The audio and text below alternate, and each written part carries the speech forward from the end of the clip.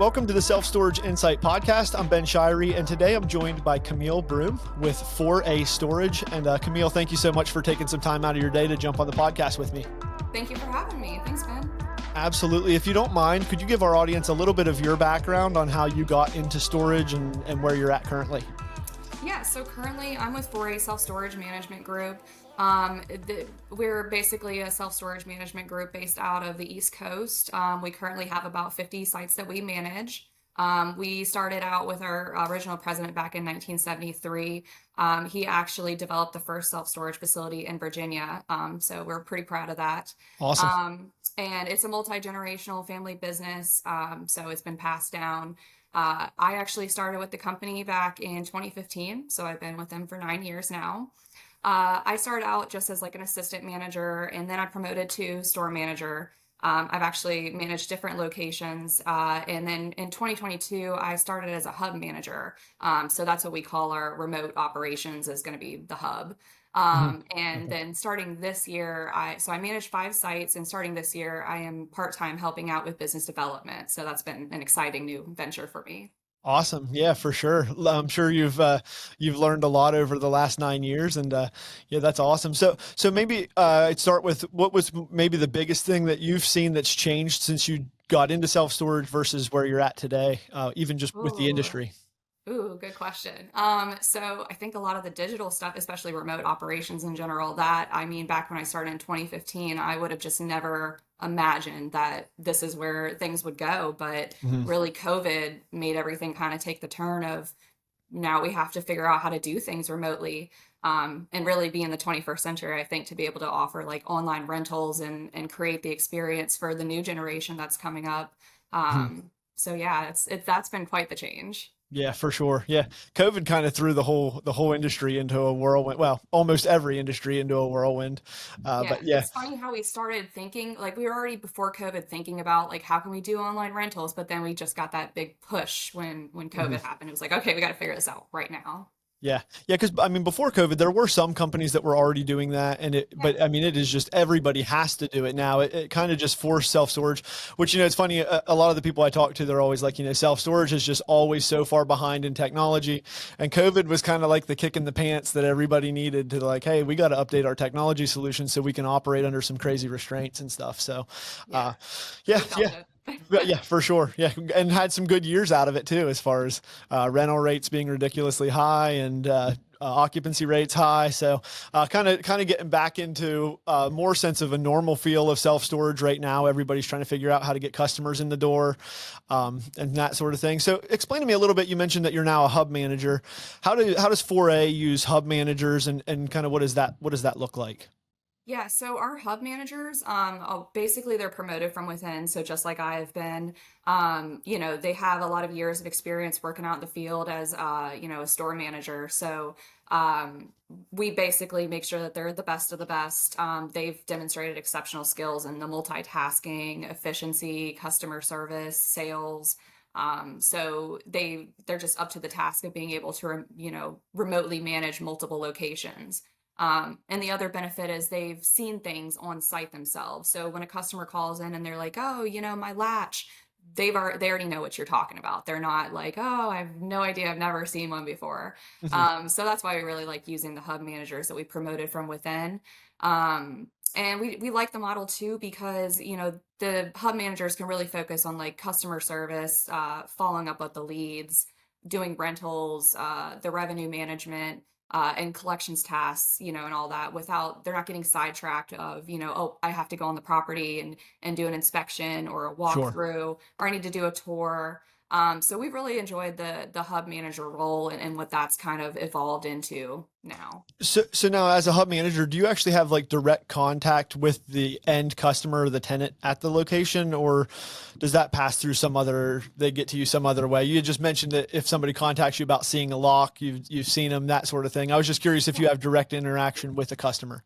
We do, well, by phone and email. So that's why we Mhm. really prioritize our communication with, by phone and by email.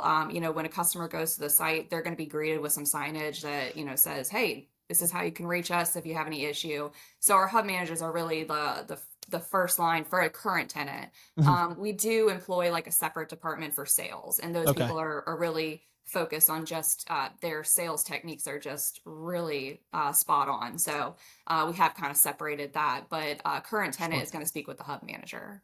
Okay. Well, that's actually really really interesting too, because I think most companies are going to run their support through call centers or through other agents, not through the actual hub manager or whoever's interacting with the facility on the on the management side of it.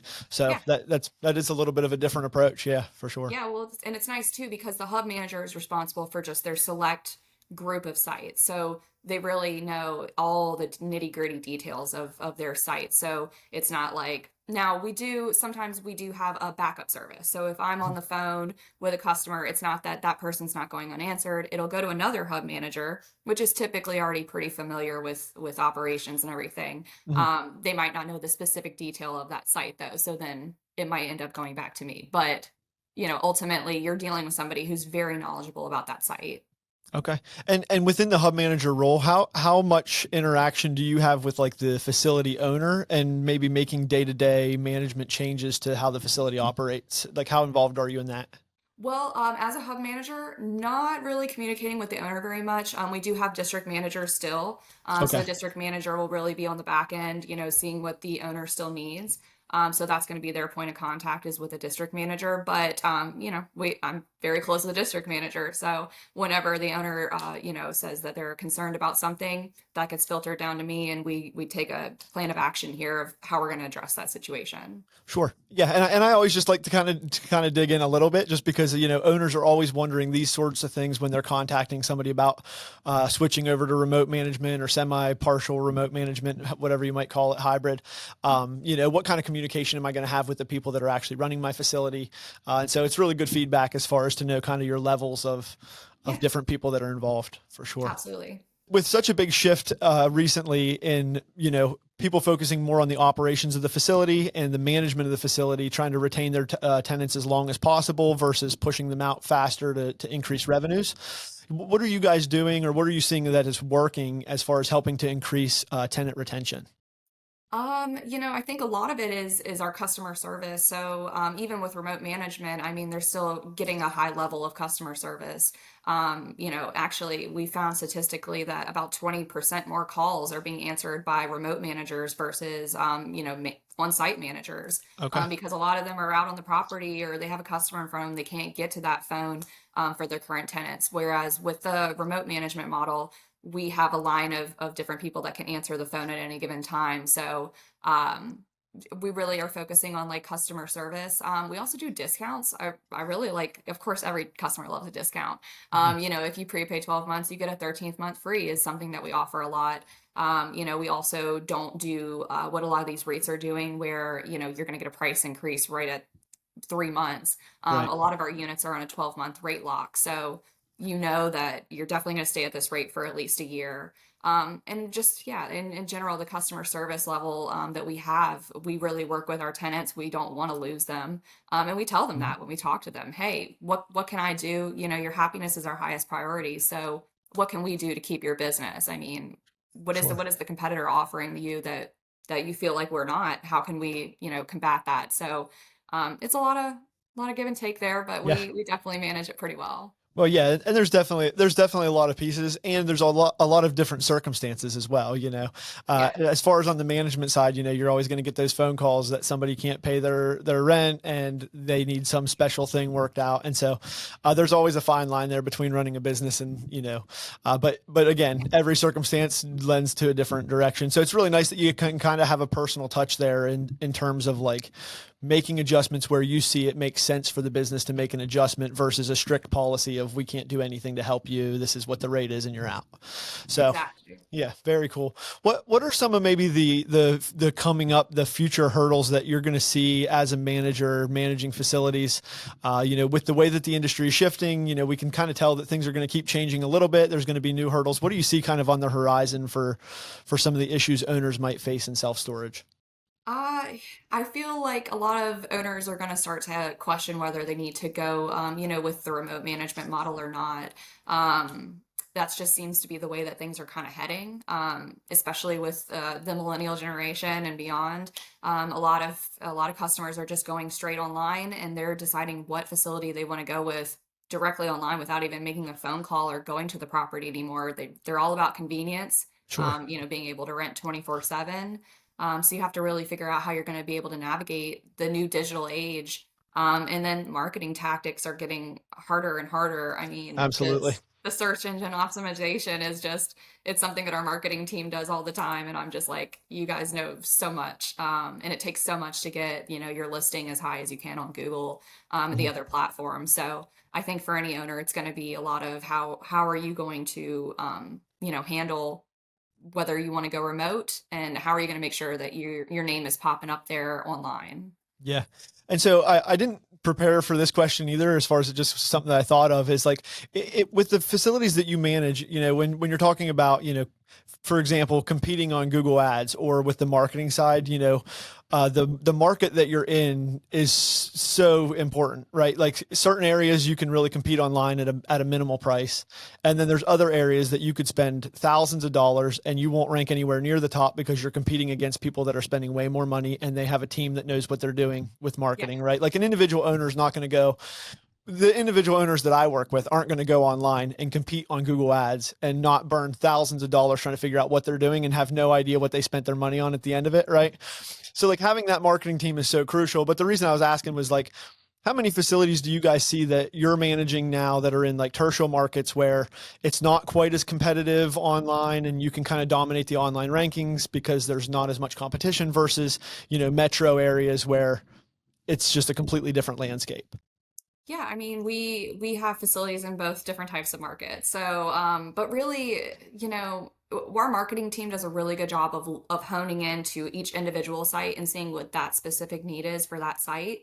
Mhm. Some of them, maybe they do need to go for pay per click. Most don't, though. Most Mhm. of our approaches is going to be, we really enjoy just referrals from our customers, and those Google reviews. I mean, those are, you really have to keep up with your Google reviews. So, Sure. because it's just everybody looks and the first thing they're looking at is what is your Google review stars. That's Right. the first facility they're going to look for every time. So yeah, but that's what our marketing team really like employs is making sure that we look at stuff like that. Yeah, sure. And then you give recommendations to the Mhm. to the owner, or like how does the advertising side of it work? Do you include that with whatever the price is, or do you have different options that you give them depending on what you're looking to do? Yeah, we do as a management company, we do present different options to our owners of, we have a marketing package that they could completely opt out of. I Mhm. don't recommend it, but Right. the marketing package is really, it means that every month, we're going to be looking at what we can do different, what needs to be tweaked. So it's totally up to an owner if they want to do it themselves or they want us to do it. But I think it's going to overall affect the success of your facility if you're not engaging in consistent marketing tactics and looking at how you can optimize it, to the benefit of your facility. For sure, for sure, and I mean, I think any serious operator is going to probably understand that, Mhm. in a sense of like more stuff is going to be online in the next 10 years, not less, and Yeah, online is going to be more competitive than it is today, and it's going to be trending in that direction. Like to think it wouldn't would be crazy. So, yeah. yeah, What's having what's having wild to me is that facilities, some of them still don't even have a website. I yeah. mean, there are some just independent owners that have no website. Mhm. Somehow they have a Google listing, but I don't even think they put the Google listing up. I think maybe Google found them and was just like, "We're going to create one for you." Yeah. And I'm like, how do you survive? I'm not quite sure. Right. And yeah, with the business that I'm into, like, so we have CC Storage, which does property management software. Uh, Mhm. we work with facilities like that all the time where they're on pen and paper, maybe an Excel spreadsheet if we're lucky on Yeah. some of these, and they're sending us over paper documents of their leases so we can put their customers in the system, and they have no website. And so there's still a lot of facilities out there. Some of them I think are going to be more likely to sell in the near future versus, as it gets more competitive and their margins go down and they're not making as much money. I think those are the facilities you want to really be looking out for if you're purchasing a facility. Yeah, But or a lot of the management, takeovers that we have, those are facilities that are going through that. So yeah, they end up looking into their options. They're like, should I sell? Should I hire a management company? And once we kind of show them what potential they have there, a lot of them end up deciding, okay, I think I'm going to give you guys a shot. mhm, And they'll sign a contract for a few years, and then they start to see that growth, and it's great. You might even get to the point in 3 years that we've increased the occupancy, we've increased the revenue, now is a better time to sell because you really increased the Yeah. value of your asset. Yeah, So for sure. sometimes, even if you just temporarily want to use a management company to boost, your numbers there, I think it's definitely something to look into is hiring a management company. Absolutely. Yeah, the worst time to sell is when your facility is at the bottom. Doing awful. Yes. Right, for sure. So awesome. So let me ask you this question then, I guess. What kind of pushback do you see from customers whenever an owner is implementing remote management and switching away from their traditional model? Yeah, so there is obviously going to be some pushback. Initially, there's always those customers that decide that they don't like this change. They're always used to seeing that manager that's in the office that they get to chit chat with. So there are going to be some initial like move outs at first, but eventually that does start to level out. We start to see customers really, getting used to that, and they start to see that there is some people still on site. So they're still going to see the boots on ground, which we call the facility service associate. They're going to be out there still at least 1 to 2 to 3 days a week. So it's not that there's nobody there. They're just not going to be sitting in the office, there to chit chat with you. Right. But we're still readily available. We put signage all over the site that's going to say, here's how you can reach us. Our hub sites really hone in on making sure that they are answering every call, email. So we're very much readily available to assist you at any given time. But the boots on ground person, the FSA, is really going to be, taking over the property maintenance, and they're still there and available if you have any maintenance concerns. Right. And yeah, and I would assume that most of those concerns go away as they see that the facility's still being upkept. Exactly. It's not being damaged or anything like that as far as that goes. Yeah. Well, no, it's they're able to really focus their attention on doing the things on the property. Whereas before, let's just say the on-site manager had a really busy day, with rentals or auctions or something, they're not even getting out on the property as much as they want to. So the trash is still staying out there. Whereas, our facility service associate is out there really able to focus on getting units ready to rent. So yeah, they just have that time to be able to focus on making sure the property is at its best. For sure. And so, in terms of then the owner that's looking to switch to have his facility remotely managed, what are some things that you see maybe that get overlooked or they don't understand what questions they should be asking when they're going to be talking to remote management companies? Do you see any like common things that come up where it's like, oh, the owners don't know to ask about this? Is there anything like that? Yeah, I mean, couple things. One is going to be, is your facility even the one that should go remote?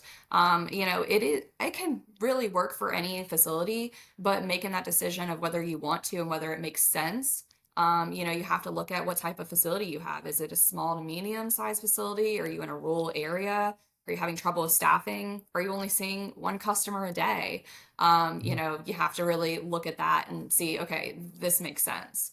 And then I think that they should be asking a management company, how are things handled? Because I have seen a lot of companies where it's just like this one person that they reach, and if that person, the hub manager, I mean, if they're off or they're on a call, what happens to that call? So with us, again, we kind of deploy like a two-part system. If you're looking for a storage unit, we have the sales team, and they're making sure that every single call gets answered. There is no sales call that goes unanswered. And then they have, all of the strategies that they need to be able to get that rental and close the sale. Whereas then the other side of that is going to be the hub manager. If you only have the one hub manager, what happens when they're on the phone? You don't want that same situation that you're having in store where something's not getting answered because they're out on the property. So we really like having a team where there's a backup. If somebody's on the phone, you go to another person. Right. So I think it's really an owner should really get into the nitty gritty of how are things being addressed with the remote management model, so that none of the customers are out there feeling like nobody's there and nobody's helping them. Sure. So you got to maintain that like high level of customer service for them. Absolutely. Random question then too, off topic, maybe not really, but how many calls do you typically find that you get about like gate access and the gates not working properly? Like, is Yeah. Yeah. That was a challenge. Yeah, no, that was actually a challenge that we had a year or so ago where we were like, we started really doing a lot of data on how many calls we're getting for gate issues. Forgot my gate code. So we've really kind of come up with different techniques. Like we have signage now, like right under the keypad that says, forgot your gate code. Here's a QR code. Here's how you can get it.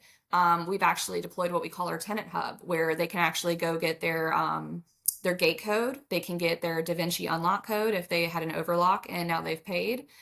So that way we've reduced the amount of calls we've gotten about I just need a code. Right. Because that really was hundreds of calls we were getting per month of Yeah. just I just need a code, Right. and it's like you don't have to talk to somebody to get that. We can figure that out for you. Yeah, I thought it was a question. I was just curious how much everybody else feels it, because we do some gate integrations with some different companies, and it seems like gate issues are, they come up so often that it's, yeah. I was just hoping that other people were experiencing that same pain. But yeah, so we build ours out the same way to where the customer portal now presents the gate code as soon as you sign in. That's like the first thing a customer sees, just Nice. because our the company's using our software. We're feeling the same thing about so many calls about gate codes and gate issues and stuff like that. So I just wanted Yes. to throw that one out there. Is there anything else that you're seeing where like an owner may be experiencing a lot of calls or a lot of maintenance type things that could possibly be avoided? Um, you know, Another thing that I've seen with some management companies too is that they're using like contractors for a lot of things. So we try to really have like a maintenance person at Mhm. most facilities that is going to be there and is going to really take care of cleaning out the gutters or doing the inspections for emergency exit lights and such. So we've really kind of narrowed that down to, what all they can do. So. Sure. Yeah. And I mean, that's also like a big lift off of the owner, right? Yes. If I have to contact multiple people to get a bid for fixing doors or, whatever it may end up being, cleaning gutters, that sort of thing. It Yeah. is frustrating to be reaching out to contractors. Some of them never get back to you. And I did construction for a few years, and so I've been in the contracting space and all that stuff. And so yeah, it's typically hard to get a quote and to get a legitimate quote without getting multiple quotes. Yeah. And so having somebody in your corner that's doing all that lifting, that is a big lift off of the owner for sure. Yeah, and but some of them it makes sense where if there's just not a lot of maintenance concerns going on, then yeah, we'll hire people out or get a handyman out there to take care of something. And sometimes we even have our facility service associate kind of doubles as a maintenance person. So I mean, they can change light bulbs, they can lube some doors. So Mhm. each facility is a little bit different, but that way, there's not so much where we're just the person visiting the property is someone new every time because it's going through a temp agency or we're just contracting that part out. We have somebody that is dedicated, this is their site, they visit weekly, and they know what's going on. Right, for sure. So if you could go back to maybe your first day in self-storage with the experience that you have now, what would be like the main thing you'd like to tell yourself on your first day of like, Oh. here's one piece of information that could change, how you start out in the industry?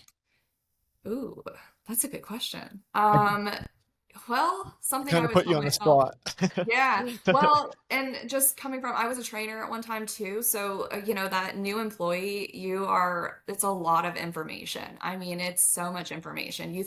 A lot of people think, oh, it's just a storage unit. It can't be that hard. There is so much intricacies between, the collections process, customer service, how to handle those complaints. So, I mean, what I would tell myself day one would be just hang in there. It gets easier, it's just a lot of information. But and remember that the main job is to rent storage units. So really honing in on those sales tactics and soaking in as much as you can as far as marketing and sales is really going to benefit you going forward. Awesome. Yeah, great advice for Yeah, sure. I didn't prepare you for that one, so I like I to know. I throw was like, some of ooh, those good in. question. But so with your time in storage, any crazy experiences, any crazy story that you'd like to share? There's most of my stories are going to be revolved around auctions. I feel like auctions are where we Mhm. kind of, you really discover some treasures there. But Yeah. just one experience, and it just kind of sticks with me. There was a tenant of ours who always paid on time, and then suddenly payments just stopped. And typically when that happens, the tenant passed away. So come Mhm. to find out, the tenant did pass away. We found his obituary. And then we started reaching out to the emergency contact. The emergency contact got us in touch with the tenant's son. So the tenant's son was like, yeah, my dad was a hoarder. He had storage units all over the area. I mean, I've gotten contacted by multiple different, sites, and he had so many storage units and they're chock full of stuff.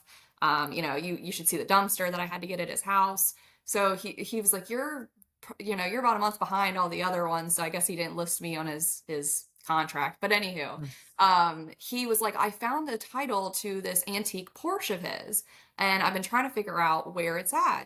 So this guy had two of our largest storage units, and we had already taken photos because we do online auctions. Right. So I'm telling him, like, look, I've already seen the unit. There's no way there's a car hidden back there. There's no way. I can see. We even got on a step stool. We were trying to look too. Yeah. I don't see it. Well, what do you know? He ended up paying for one of the storage units, and it was right in there. So No that way. was just a fun day when he was like, "Come here, you've got to see." And this nice, beautiful red Porsche was hidden all the way in the back. Well, I just buried it, huh? Exactly. Yeah. No. I mean, so he had said too that his dad was such a hoarder that he would go out and he would buy stuff. It was brand new stuff, but it'd be on clearance or on sale. So he had Sure. kind of an issue with when he saw a good deal, he had to buy it, then he'd go stuff it somewhere. So he knew that this Porsche was somewhere because his dad wouldn't get rid of things. It had to be Right. somewhere. Yeah. And Well, what a shame you could never even get it out and drive it, huh? oh no, he did. Yeah, had to clean the entire unit out. We Mhm. basically had made a deal with him where we were like, if you could pay this much, we'll let you in. He cleaned out the entire storage unit and got the Porsche out. So Awesome. yeah. Yeah. Good deal. That's awesome. Yeah. You never know what you're going to run into. So, Yeah, it's uh, that was a better- treasure. I was like, wow, I had not seen a car in a storage unit for auction. Usually you can visibly see it if it's in there, right. For not sure. Not hidden in the back. I mean, buried. if we had actually sold the unit at auction, I'm kind of like, wow, we would have had a headache because Right. usually that you got a car. Yeah. So, Yeah. A whole different issue there with like the titled vehicle being in the exactly. unit. Luckily, he had the title and everything, so I was like, okay, well, it's Yeah. yours. Awesome. Well, any last thoughts? I guess one thing would be if somebody had questions for you specifically and they wanted to reach out, what's the best way to contact you? Email is usually the best. So my email is going to be cbroom@thenicholsoncompanies.com. Or you can visit our website, thenicholsoncompanies.com. That's our parent company. So you can go on there and you can see about 4A self-storage management and different products we offer. And we do everything we still do man sites. We do remote management. We also do solutions for owners that just want to self-manage and they just need a little bit of the back end, software solutions and such. So we can provide that as well. Awesome. Yeah, we'll make sure we put all those links too in the description of the podcast, and that way somebody can find you pretty easily. Thank you so much for your time today and for joining me on the podcast. Any last thoughts? Anything that you wanted to share that I maybe didn't bring up in question? Not that I can think of. No, I think we covered a lot today. Awesome. Yeah, it was a lot of fun, and thank you so much for your time. Yeah, thank you, Ben. Have a good one. Thank you for tuning in to another episode of the Self Storage Insight Podcast. We hope you enjoyed this episode. Just a quick reminder, this episode was brought to you by CC Storage. CC Storage is a no-cost property management software that allows you to pass the fees for credit card processing on to your tenants, freeing up some CapEx space for your business and helping you more efficiently run your storage facility. If you'd like to learn more about CC Storage, click the link in the description below, and we hope to see you again for our next episode.